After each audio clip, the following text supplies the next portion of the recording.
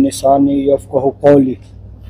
बिरादरान हिंद, अस्सलाम वालेकुम रहमतुल्लाहि व बरकातहू। भारत माता की जय, जय हिंद। बहुत खुशी का ये मौका है कि भारत के इतिहास में मुसलमानों के हक में सबसे बड़ा एक फैसला हुआ है केंद्र सरकार के द्वारा। वक्फ अमेंडमेंट एक्ट 2025 अब ये बिल नहीं रहा है बल्कि अधिनियम बन चुका है, एक्ट बन चुका है। और हिंदुस्तान का जो पूरा इतिहास है और उस पूरे इतिहास में अब तक मुसलमानों के हक में जो जो काम हुए हैं उसमें सबसे बड़ा काम ये है। लगभग 8 लाख एकड़ भूमि बताई जाती है, कमोबेश, थोड़ा बहुत ऊपर नीचे हो सकता है, कि भारतीय सेना और रेलवे के बाद सबसे ज्यादा भूमि वक्फ के पास है। आप अक्सर समाचार पत्रों में भी देख रहे हैं, टेलीविजन चैनल में भी देख रहे हैं, और फिर से वही बात कह रहा हूं कि कई देशों से अधिक लैंड वक्फ के पास है भारत की। यानी कि दुनिया का सबसे ज्यादा वक्फ लैंड भारत में है और सबसे ज्यादा गरीब मुसलमान भी भारत में है। ये कॉन्ट्राडिक्शन है, इसको विरोधाभास कहते हैं कि सबसे ज्यादा जमीनें भी हैं और सबसे ज्यादा गरीबी भी है। तो इस कॉन्ट्राडिक्शन को नरेंद्र मोदी जी ने दूर करने का प्रयास किया। चंद्रबाबू नायडू जी कहते हैं कि NNN, नरेंद्र, नायडू और नीतीश, इनको मुस्लिम समाज की ओर से बहुत बहुत धन्यवाद है। जयंत चौधरी जी हो, चिराग पासवान जी हो, इन सबको बहुत बहुत धन्यवाद है, और जो भी सरकार में दल शामिल है कि उन्होंने इस विरोधाभास को दूर करने का काम किया है। और मुस्लिम गरीब मां बहनें, बेरोजगार नौजवान, मुस्लिम बुजुर्ग, उनको सचमुच में उनका हक मिलने जा रहा है। तो ये जाहिर सी बात है, खुशी की बात है। और अब तक ये कहा जाता है कि वक्फ लैंड का जो सदुपयोग होना था, जो उसकी प्रॉपर्टी का सदुपयोग होना था, वो नहीं हुआ। विरोधी तक कह रहे हैं, आप तमाम पुरानी स्पीचेस उठाकर देख लीजिए कि वक्फ लैंड का अब तक सही उपयोग नहीं हुआ था। तो ये एक अच्छी बात है। प्रधानमंत्री श्री नरेंद्र मोदी जी, अमित शाह जी को, किरण रिजिजू जी को धन्यवाद। मुसलमानों के हक में, पहले मुस्लिम मां बहनों के हक में एक इंस्टेंट ट्रिपल तलाक को समाप्त किया, जिसका इस्लाम से कोई लेना देना नहीं था। मुस्लिम उलेमाओं, मुफ्तियों को चाहिए था कि मुसलमानों में कोई कुरीति आ गई है तो उसे दूर करें। यह काम हमारा था, हम नहीं कर पाए। हम नहीं कर पाए तो अल्लाह अपना काम करवाना बेहतर जानता है, उसने नरेंद्र मोदी जी से करवा लिया। अल्लाह ने इंस्टेंट ट्रिपल तलाक, एक बार में तलाक तलाक तलाक कहा और तलाक हो गया। इसका इस्लाम में कोई प्रावधान नहीं था। अभी तलाक बोला, 1 महीने बाद तलाक बोला, फिर 1 महीने बाद तलाक बोला, यह प्रावधान था। तो इंस्टेंट ट्रिपल तलाक को समाप्त कर दिया, क्योंकि मुस्लिम मां बहनों को इससे कितना नुकसान हो रहा था और हलाला का दंश झेलना पड़ रहा। मुसलमानों को बहकाया गया कि ये इस्लाम के हक में नहीं था, जबकि वो काम भी मुसलमानों के हक में था। इंस्टेंट ट्रिपल तलाक के समय ऐसा हुआ, CA के समय ऐसा हुआ। पाकिस्तान, बांग्लादेश, अफगानिस्तान के जो हिंदू हैं, सिख हैं, ईसाई हैं, बौद्ध हैं, जैन हैं, पारसी हैं, बहाई हैं, उनको बचाने के लिए कानून लाया गया। फिर यह अफवाह फैलाई गई कि मुसलमानों की नागरिकता छीनने वाला कानून है, झूठ बोला गया। सत्ता के लिए, सत्ता की मलाई खाने के लिए गरीब मुसलमानों को बहकाने वर्गलाने का काम चल रहा है। इस्लाम बहकने और बहकाने का नाम नहीं, महकने और महकाने का नाम है। फिर से ऐसे कुछ लोग जिन्होंने वक्फ की भूमि पर कब्जा किया हुआ था, जिनका किराया 1-1 लाख रुपए आना चाहिए, उसका 10-10 रुपए किराया दे रहे थे, वक्फ की भूमि पर काबिज थे, उन लोगों ने फिर से बहकाना वर्गलाना चालू किया कि मस्जिदें छीन ली जाएगी, दरगाह छीन ली जाएगी, खानकाह छीन ली जाएगी, मदरसे छीन लिए जाएंगे। अमित शाह जी ने भारत की संसद के अंदर कहा यह बिल रेट्रोस्पेक्टिव नहीं है, जो मस्जिदें, जो दरगाहें, जो खानकाहें जहां हैं वहीं रहेगी, किसी के साथ कोई छेड़छाड़ नहीं किया जाएगा। यह कानून जिस डेट से लागू होगा उस डेट से यह इंप्लीमेंट होगा। उसके बाद से आपको हर एक प्रॉपर्टी का कागज रखने की जरूरत पड़ेगी।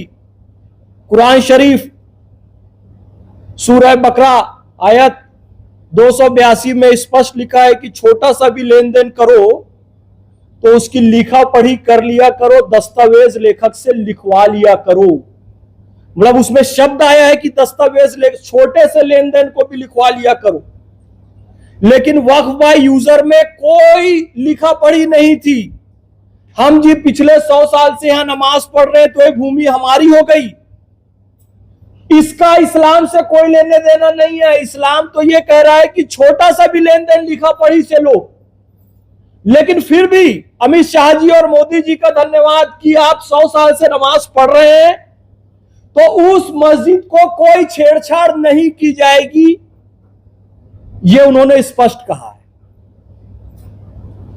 हां, जो अति हो रही थी, आपने सूरत म्युनिसिपल कॉरपोरेशन पर दावा ठोक दिया, तमिलनाडु के 1500 साल पुराने मंदिर पर दावा ठोक दिया, ईडन गार्डन पर दावा ठोक दिया, कभी भारत की संसद पर दावा ठोक दिया, कभी चंद्रशेखर आजाद पार्क प्रयागराज पर दावा ठोक दिया, कभी कुंभ की भूमि पर दावा ठोक दिया, और फिर उसकी सुनवाई भी कोर्ट में आप नहीं जा सकते, वक्फ के ट्रिब्यूनल में जाना पड़ेगा। यानी जिसने दावा किया है इंसाफ के लिए आपको उसी के पास जाना पड़ेगा। मैं मध्य प्रदेश छत्तीसगढ़ से हूं, मान लो कि बालाघाट में वक्फ ने किसी प्रॉपर्टी को अपना कहा तो अब उसको सुनवाई के लिए भोपाल आना पड़ेगा। भोपाल में ट्रिब्यूनल है तो कोर्ट में यह मामला नहीं जाता था। सामान्य भारतीय न्यायपालिका के पास अब यह मामला जाएगा, पारदर्शिता आएगी जिसको ट्रांसपेरेंसी कहते हैं, उत्तरदायित्व निश्चित किया जाएगा, सब कुछ डिजिटलाइजेशन के माध्यम से होगा, डिजिटल रिकॉर्ड रहेगा, और भारत का controller and auditor general CAG जिसे कहते हैं कैग, नियंत्रक एवं महालेखा परीक्षक भारत सरकार, इसका ऑडिट करेगा। यानी छोटा मोटा CA नहीं करेगा। इससे पता चलता है कि तमाम तरह की पारदर्शिताएं इसमें आएंगी। हम भारत के करोड़ों करोड़ मुसलमान इसका समर्थन करते हैं। हम भारत के मुसलमान हैं, हमारे बाप दादा हिंदू थे, हमें कबूल करने में कोई दिक्कत नहीं है। हम लोगों ने ख्वाजा गरीब नवाज, ख्वाजा मोइनुद्दीन चिश्ती अजमेरी रहमतुल्लाह अलैह, उनके हाथों हमने 800 साल पहले इस्लाम कबूल किया था। और उस दर से उनकी औलाद जो है, जो दीवान साहब है नसीरुद्दीन चिश्ती साहब, उन्होंने कह दिया है कि ये एक्ट मुसलमानों के हक में है। तो हम जहां से मुसलमान बने वहां से मैसेज आ गया है, तो यह बहुत बड़ी बात है। बरेली के नसीरुद्दीन चिश्ती साहब हो, मौलाना उमैर इलियासी साहब हो, एक बड़ा मुस्लिमों का प्रगतिशील समाज बोहरा समाज हो, एक बड़ा मुसलमानों का समाज पसमानदा समाज हो, करोड़ों करोड़ों मुस्लिम राष्ट्रीय मंच के सदस्य हो, जो मुस्लिम पर्सनल लॉ बोर्ड की महिला विंग है उसकी अध्यक्षा हो, और सामान्य करोड़ों मुसलमान इस एक्ट के समर्थन में है, हक में है। जो लोग विरोध कर रहे हैं, आप सबको पता है, कई बार मीडिया में आ चुका है, वक्फ की प्रॉपर्टी दबा के बैठे हैं। वो इसलिए नहीं रो रहे हैं ओवैसी संसद में कि मुसलमानों के हक में उनको रोना आ रहा है, उनकी खुद की प्रॉपर्टीज कई सारी जा रही है, मुस्लिम पर्सनल लॉ बोर्ड की जा रही है, जो पर्सनल उसे बनाकर रखा था, इसलिए रो रहे हैं। देखिए 1985-86 में एक गरीब मुस्लिम महिला को कोर्ट ने कहा कि इसे रोटी दे दो, खाने का हक दे दो, तो मुस्लिम पर्सनल लॉ बोर्ड गरीब मुस्लिम महिला को रोटी ना मिले, उस शाहबानो को, इसके लिए सुप्रीम कोर्ट के विपरीत वो लोग संसद गए, संसद में राजीव गांधी पर दबाव डाला और उस कानून को पलट दिया, मुस्लिम महिला के मुख से निवाला छीन लिया। उस समय एक प्रगतिशील मुसलमान आरिफ मोहम्मद खान साहब ने इस्तीफा दे दिया कि तुम मुसलमान एक मुस्लिम गरीब मुस्लिम महिला के मुंह से कैसे रोटी छीन सकते हो। अब जब संसद ने मुसलमानों के हक में कानून बनाया तो फिर से ये लोग कोर्ट चले गए, यानी कोर्ट मुसलमानों के हक में बोलेगा तो संसद में जाके उनका हक छीनोगे, और संसद हक में बोलेगी तो कोर्ट में जाकर उनका हक छीनोगे। लेकिन अच्छी बात है कि कोर्ट ने इस कानून पर रोक नहीं लगाई है, कुछ केवल सवाल पूछे हैं कि नॉन मुस्लिम क्यों है, वक्फ बाय यूजर के तहत प्रॉपर्टी का क्या होगा, उसका जवाब 5 तारीख को देना है। इस एक्ट पर रोक नहीं लगी है। हम केवल इतना कहते हैं कि जी गंगा जमुनी तहजीब की बात करते हो, इस बात पर हम गर्व करते हैं कि देखो हमारे कितने हिंदू भाई अजमेर जाते हैं, हजरत निजामुद्दीन औलिया की दरगाह में जाते हैं, मुंबई में हाजी अली में कितने हिंदू भाई जाते हैं, ये हमारे लिए गर्व की बात है। गंगा जमुनी तहजीब की बात है, अगर वही 2 हिंदू भाई वक्फ बोर्ड में आ गए तो फिर गंगा जमुनी तहजीब तो मजबूत होगी ना। आजम खान 2013 के कुंभ के अध्यक्ष बन सकते हैं, और जब ये विवाद चला कि भाई हिंदू या गैर मुस्लिम क्यों, और लगातार मैंने टेलीविजन चैनल में इस बात का समर्थन किया। चमत्कारी श्री इच्छेश्वर हनुमान मंदिर ट्रस्ट है, ये हजारों साल पुराना मंदिर है, इसका बुलाकर मुझे मेंबर बनाया, आजीवन मेंबर, कि फैज भाई आप कह रहे हैं कि गैर मुस्लिमों को भी वक्फ बोर्ड में लिया जाए, और कहते हैं कि जी किसी मुसलमान को मंदिर ट्रस्ट में क्यों नहीं लिया जाता, लीजिए आजीवन सदस्य, ये बहुत प्राचीन मंदिर है। तो कहने का मतलब यह है कि गंगा जमुनी तहजीब दोनों तरफ से होगी। कहने का मतलब यह है कि वक्फ अधिनियम हिंदुओं की प्रॉपर्टी पर भी लागू होता है। मेरी विष्णु जैन जी से बात हो रही थी तो उन्होंने एक बहुत अच्छी बात कही कि वक्फ में कोई गैर मुस्लिम क्यों, वक्फ बोर्ड में, वक्फ में नहीं वक्फ बोर्ड में गैर मुस्लिम क्यों।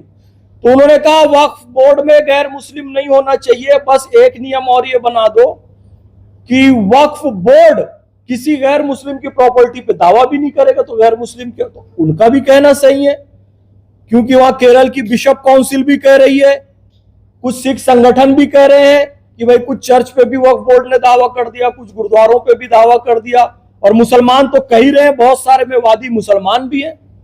तो ये सारी चीजें हैं। एक बात और स्पष्ट मैं कर दूं, फिर आप प्रश्न पूछिएगा।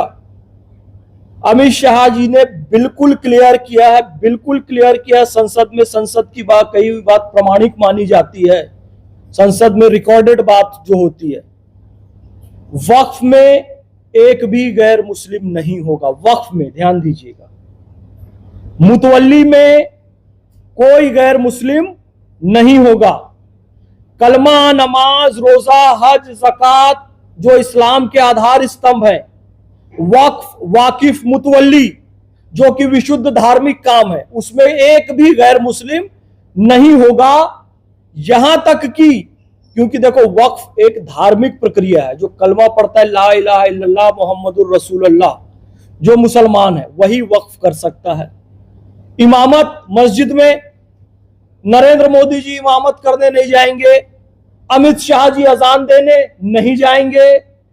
जो कलमा पढ़ता है ला इलाहा इल्लल्लाह मुहम्मदुर रसूलुल्लाह वही इमाम होगा, वही मौज़्ज़न होगा, वही मुतवल्ली होगा। यहां तक कि कोई चोरी छुपे मुसलमान बन जाए, कलमा पढ़ ले कि ला इलाहा इल्लल्लाह मुहम्मदुर रसूलुल्लाह, तो ऐसा नहीं होगा। आप कोर्ट में एफिडेविट बनाएंगे कि आज से मैंने इस्लाम धर्म कबूल किया और वो एफिडेविट बन के 5 साल जब हो जाएगा तो उस 5 साल के बाद ही आप वक्फ कर सकते हैं, यानी कि शुद्ध मुसलमान ही वक्फ करेगा, वक्फ में एक भी गैर मुस्लिम नहीं होगा। तो ये तो हमारे पक्ष में बात है। ओवैसी साहब कह रहे थे जी वक्फ तो कोई भी कर सकता है, लेकिन वक्फ बोर्ड में केवल मुसलमान रहेगा। ये बड़ी अजीब बात हुई। आज भी हमारा हिंदू भाई किसी न किसी दरगाह में 100 रुपए 50 रुपए वहां पर डोनेशन बॉक्स में डाल रहा है। लगभग 1 करोड़ रुपए प्रतिदिन मिनिमम वक्फ के पास गैर मुस्लिमों के द्वारा आता है। अभी भी हाजी अली दरगाह में कोई हमारा हिंदू भाई, कोई ईसाई भाई वहां सहयोग 10-20-100 रुपए डाल रहा है। यस और नो? यस। तो जब करोड़ों करोड़ रुपए ये लोग वक्फ को सहयोग कर रहे हैं तो फिर ये आ जाए तो हम इसका स्वागत भी करते हैं। और फाइनली 5 तारीख को जो कोर्ट कहेगा उसे हम मानेंगे, क्योंकि देश की संसद न्यायपालिका का हम सम्मान करते हैं। मुस्लिम राष्ट्रीय मंच गो सेवा प्रकोष्ठ का राष्ट्रीय संयोजक होने का दायित्व तो मेरे पास है। मेरा नाम मोहम्मद फैज खान है। पूरा भारत 15,000 किलोमीटर पैदल चला हूं, 30 महीना पैदल चला हूं।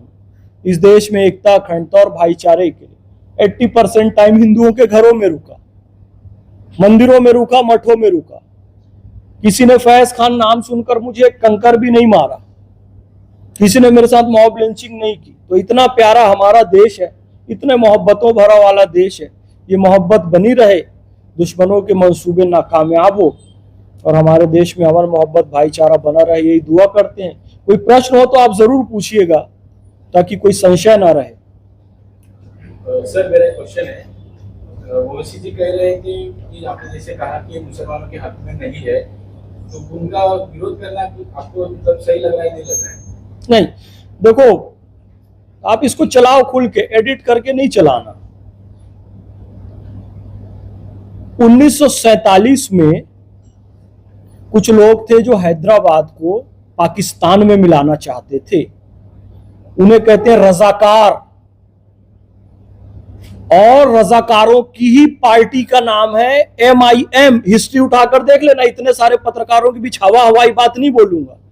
जो हमारे हैदराबाद को, जो उस समय तेलंगाना आंध्र प्रदेश मिला के हैदराबाद हुआ करता था, आज का एक हैदराबाद शहर नहीं था, ये पूरा पाकिस्तान में मिलाना चाहते थे। और उन्होंने एक पॉलिटिकल पार्टी बनाई थी जिसका नाम है MIM। उसी पार्टी के अध्यक्ष आज ओवैसी हैं। ये चाहते हैं कि भारत की अधिक से अधिक भूमि पर कब्जा कर लें, क्योंकि आप देखते हैं दंगों के पीछे कभी बांग्लादेश का हाथ होता है, हमारी सुरक्षा एजेंसियां बताती है, कभी पाकिस्तान का हाथ होता है। तो साहब ऐसे अब नहीं चलेगा। मुसलमानों को बहकाना वर्गलाना नहीं चलेगा। जिन्ना बहुत इंटेलेक्चुअल थे तो गरीब अनपढ़ मुसलमान जो थे उनको बहकाकर पाकिस्तान बना लिया। अभी भी शिक्षर कमेटी की रिपोर्ट कहती है कि मुसलमान शिक्षा में सबसे पीछे हैं।